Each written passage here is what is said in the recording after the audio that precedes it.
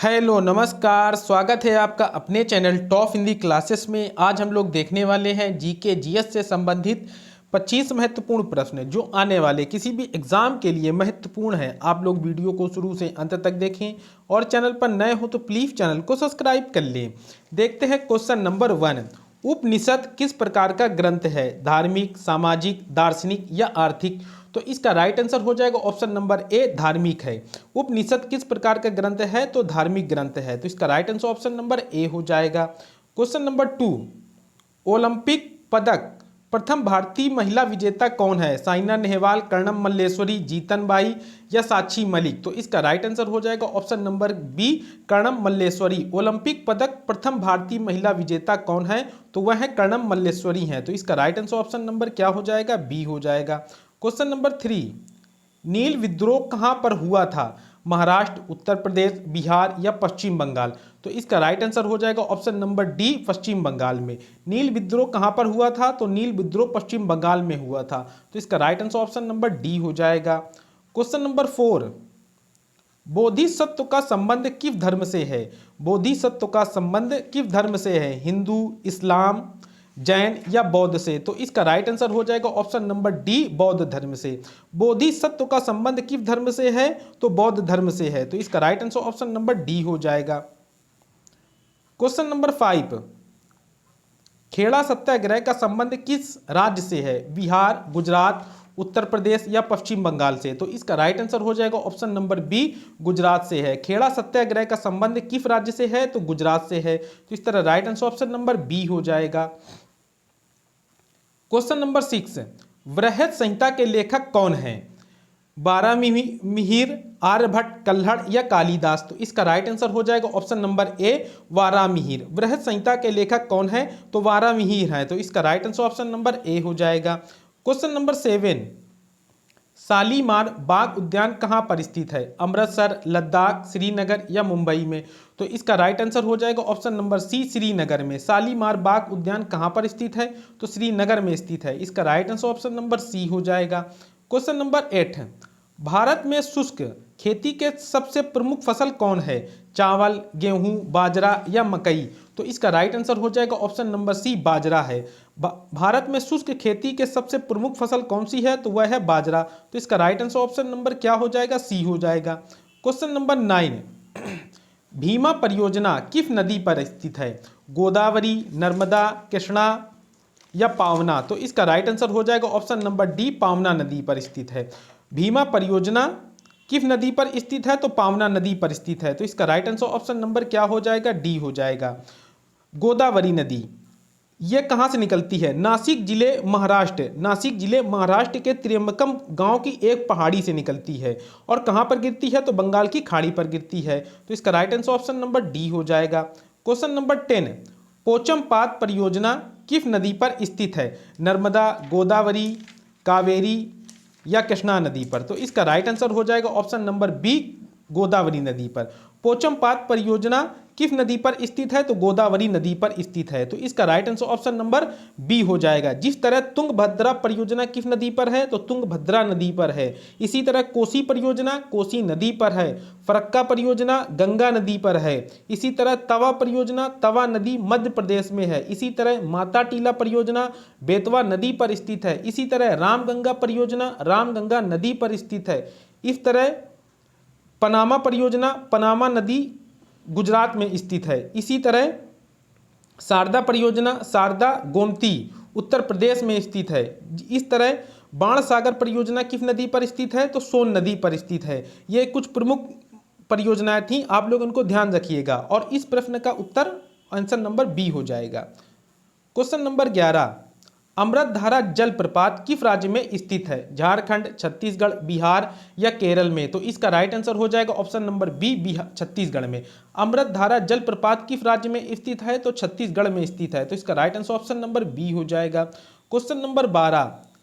ए secular agenda पुस्तक के लेखक कौन है? अमृत कौर, शेक्सपियर, दीपक वर्मा, अरुण शौरी? तो इसका राइट आंसर हो जाएगा ऑप्शन नंबर क्या हो जाएगा? डी हो जाएगा, अरुण शौरी हैं। ए सेकुलर एजेंडा पुस्तक के लेखक कौन है? तो अरुण शौरी हैं। तो इसका राइट आंसर ऑप्शन नंबर क्या हो जाएगा? डी हो जाएगा।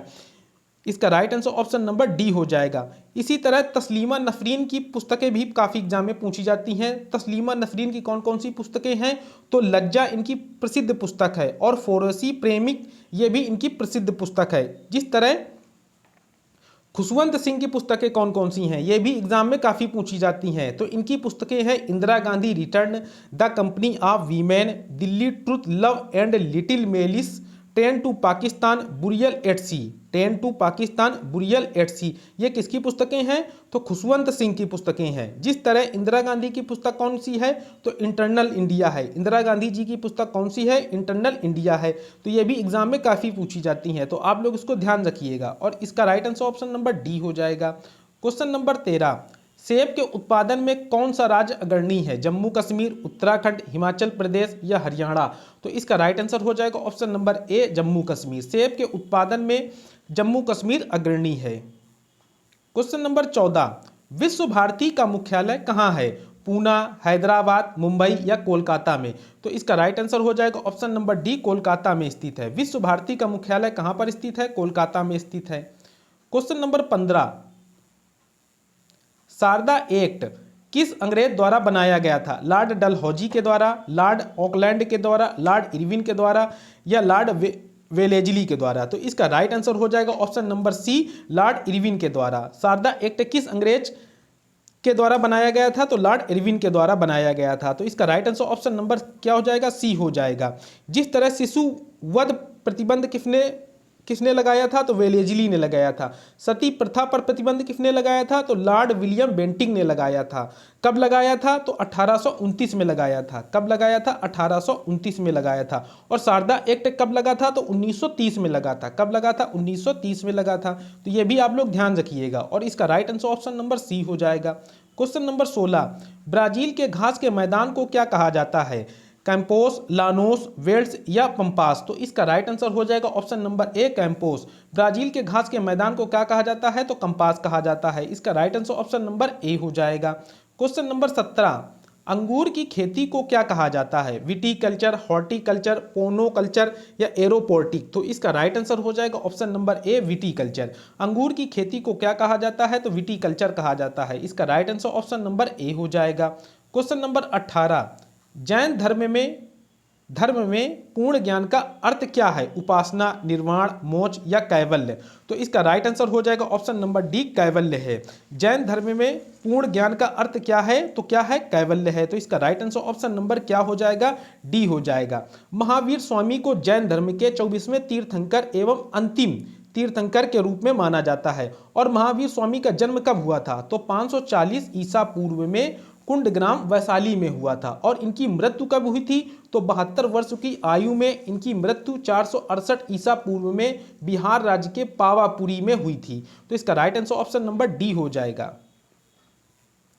क्वेश्चन नंबर 19, सिल्क मार्ग किसने प्रारंभ कराया था या आरंभ कराया था, कनिष्क, हर्ष, अशोक या जयपाल ने।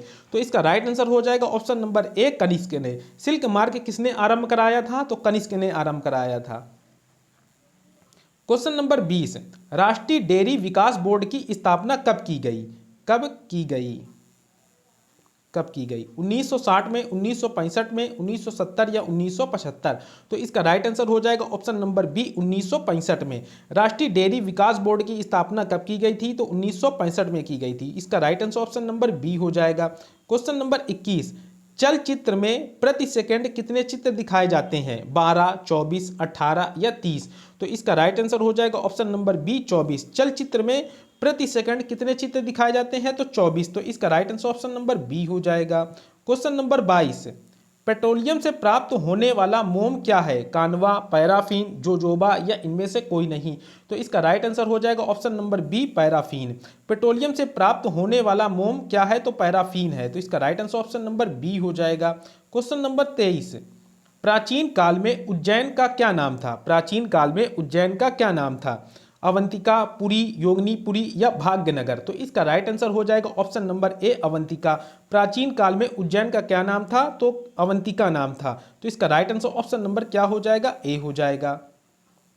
क्वेश्चन नंबर 24, दाढ़ी बनाने के लिए कौन सा दर्पण काम में लेते हैं, उत्तल दर्पण, समतल दर्पण, अवतल दर्पण या इनमें से कोई नहीं। तो इसका राइट आंसर हो जाएगा ऑप्शन नंबर सी, अवतल दर्पण। दाढ़ी बनाने के लिए कौन सा दर्पण काम में लिया जाता है? तो अवतल दर्पण काम में लिया जाता है। तो इसका right answer option number C हो जाएगा।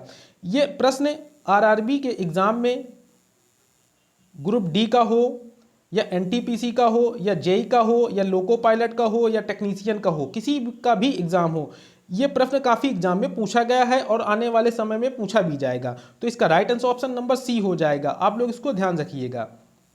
क्वेश्चन नंबर 24, निम्न में से किसके कारण आकाश नीला दिखाई पड़ता है? विक्षेपण, परावर्तन, अपवर्तन या प्रकीर्णन के कारण? तो इसका राइट आंसर हो जाएगा ऑप्शन नंबर डी, प्रकीर्णन के कारण। आकाश का रंग किसके कारण आकाश नीला दिखाई पड़ता है? तो किसके कारण? प्रकीर्णन के कारण। तो इसका राइट आंसर ऑप्शन नंबर क्या हो जाएगा? डी हो जाएगा। यह वीडियो का लास्ट प्रश्न था। इस वीडियो में अभी हम लोगों ने जीके जीएस से संबंधित 25 महत्वपूर्ण प्रश्नों को हल किया है। वीडियो अच्छा लगा हो तो प्लीज़ चैनल को लाइक तथा शेयर जरूर करें। मिलते हैं नेक्स्ट वीडियो में। Thanks for watching.